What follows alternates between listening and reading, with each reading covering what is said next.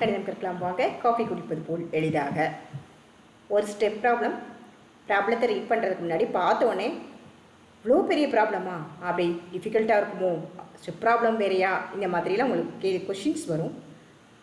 ஆனால் இந்த சம்மை ரீட் பண்ணுறதை விட இதோட சொல்யூஷன் கண்டுபிடிக்கிறது ரொம்ப ரொம்ப ஈஸி.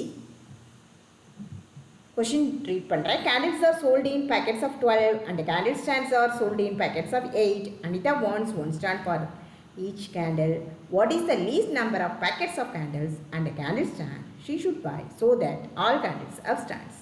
கொஷினில் முதல் என்னென்ன கொடுத்துருக்காங்கன்னு பார்த்துக்கலாம்.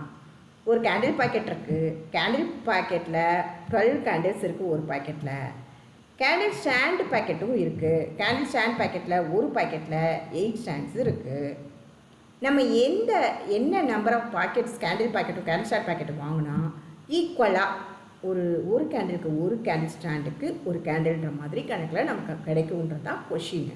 அதுலேயும் நம்ம லீஸ்ட் நம்பர் ஆஃப் பாக்கெட்டாக வாங்கணும். மிக குறைச்ச பாக்கெட் எத்தனை வாங்கினா எத்தனை வாங்கினா ஈக்குவலாக இருக்குன்றதான் கொஷின். ஓகேயா? என்ன கொடுத்துருக்காங்க?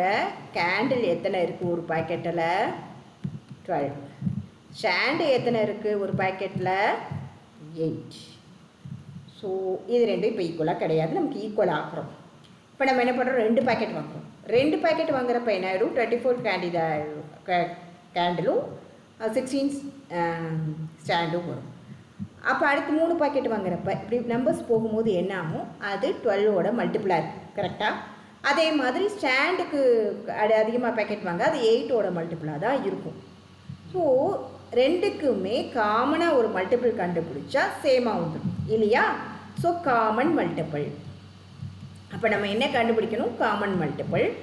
அப்புறம் இன்னொன்று அந்த கொஷினில் ஒரு வேர்டு இருக்குது, லீஸ்ட் இருக்கா? ஸோ லீஸ்ட் காமன் மல்டிபிள் நம்ம கண்டுபிடிக்க வேண்டியது லீஸ்ட் காமன் மல்டிபிள். உங்களுக்கு தெரியும் லீஸ்ட் காமன் மல்டிபிள்னா எல்சிஎம்.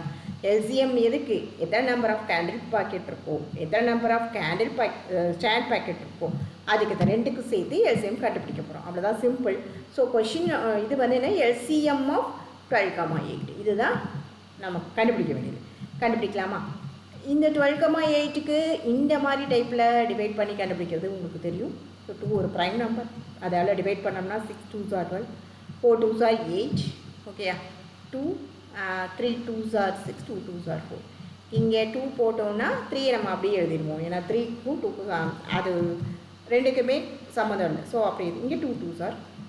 அகைன் நம்ம 3ஆல் அந்த லாஸ்ட் ஷோ வந்து 1 1 வர வரைக்கும் நம்ம எடுத்துக்கணும். அப்போ எல்சிஎம் ஆஃப் 8, 12,8 எப்படி போட்டாலும் ஒன்று தானே, அப்படியே எழுதணும்னா 2 × 2 × 2 × 3. ஸோ என்ன ஆன்சர்? 24. ஸோ எல்சிஎம் கிடச்சிருச்சு.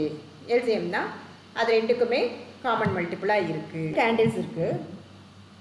அப்போ 24 வரணும் அப்படின்னா எத்தனை பாக்கெட் வாங்கணும்? 12 × 2 24. அப்போ நமக்கு 2 கேண்டில் பாக்கெட் வாங்கணும். கேண்டில் பாக்கெட் நமக்கு தேவை வந்து கேண்டில் வந்து 2 வாங்கணும்.